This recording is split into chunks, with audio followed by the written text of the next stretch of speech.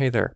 In my last video, the one about rocks, I teased this big ol' contraption that I designed.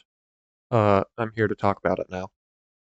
Basically, I made a big ol' database thing to hold a bunch of Jeopardy questions so I can play Jeopardy with my friends.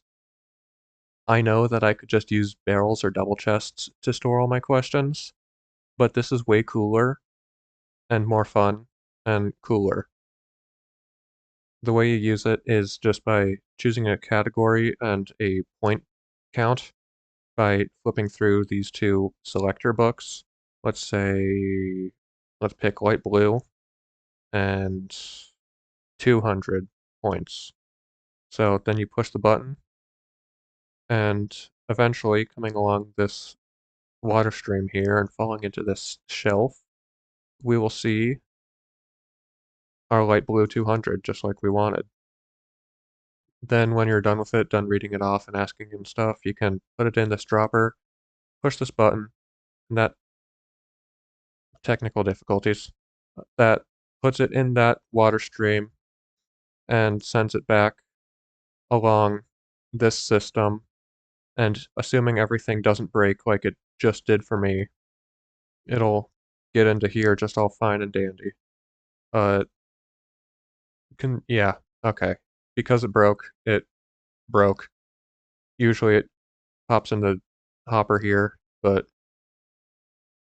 the timing on this timer is all screwed up by me having to put it in manually. So that's the basic mechanics. That's how you work the thing on the front end. Now it's time to talk about, now that I've talked about this, time for me to talk about this, the actually interesting part. So, starting with the magenta stuff here, this stuff is pretty simple. When I push this button to submit a request, that just pushes these two blocks down, lets these two see these signals and stores them in these two, like, memory units for signal strength. Pretty simple stuff. When I reset, it starts up a timer, and at the end of the timer, it resets my memory circuits. At the same time, it drops the thing, so it goes in the water stream. I'll talk about the water stream later. But again, magenta stuff is pretty easy. Everything else is a bit more complicated.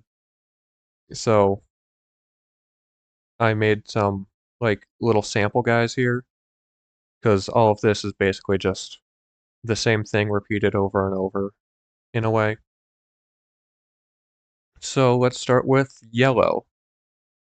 Yellow includes all the point selection stuff. So like this memory circuit all the way down to this big line here. Memory circuit, easy to understand. I think so at least, but that's partially because I work with this stuff a lot.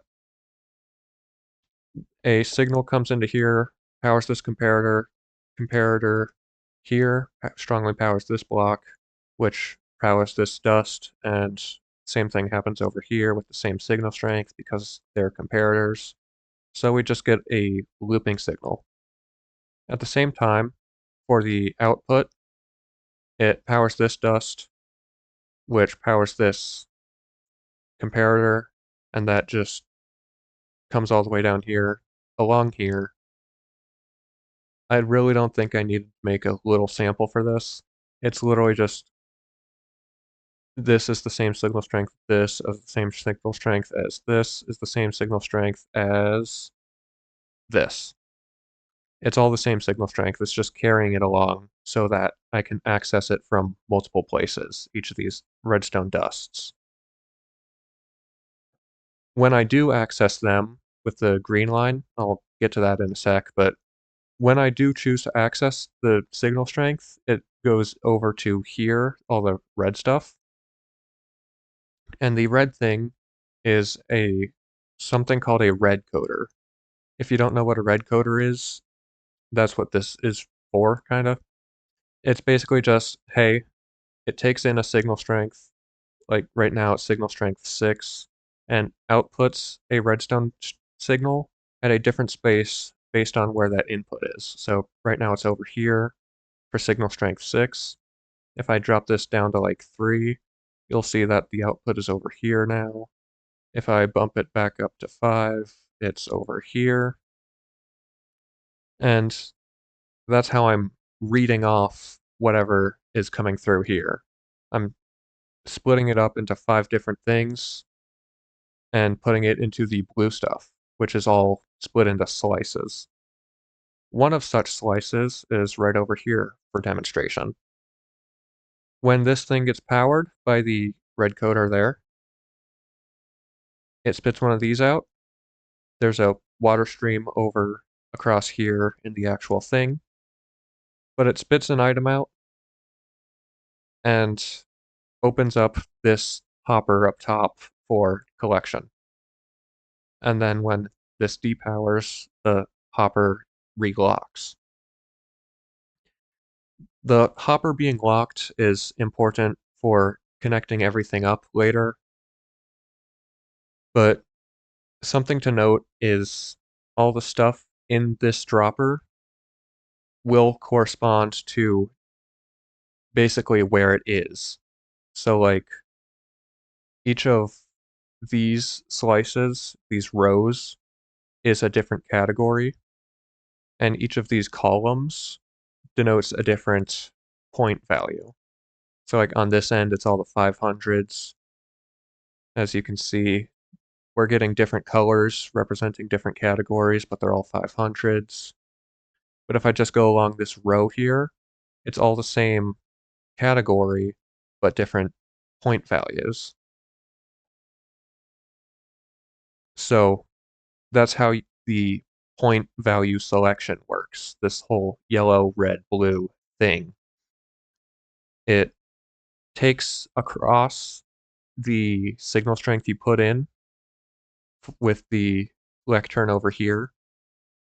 Each one of these pages will give a different signal strength, which gets sent across here. I use a red coder to basically split it up and decode it to figure out what that signal actually means. Because what's happening is basically one way to think of it is you're encoding what you want by saying, oh, this is 100. This encodes your signal into a signal strength that gets sent along this line. And then I'm taking that and sort of decoding it, basically just like acting on what you want. So if you want the 100, it comes along, activates this slice here, says, okay, here's the 100 you wanted, boopity boop, into the water stream and into the thingy you go. Now for the green, the category selection, again, we have our memory unit, and we have this whole thing. Now, here's one slice of it. Basically, it's a long red coder. Each of these slices says, hey, is this signal strength 1 right here? If it is, turn on and extend the piston. So you'll see right now it is signal strength 1. It is extending the piston. If I turn it up, this thing turns on because this is now activated. That turns off this torch and depowers this. If I just like take this away, now this is not powered and this is turned on, which is screwing with that. But when it's 1,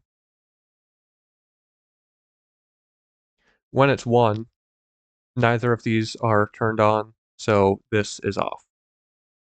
This all gets strung together, so like say this is storing a 5. This would be a 5 right here. This would be a 4, 3, 2, 1.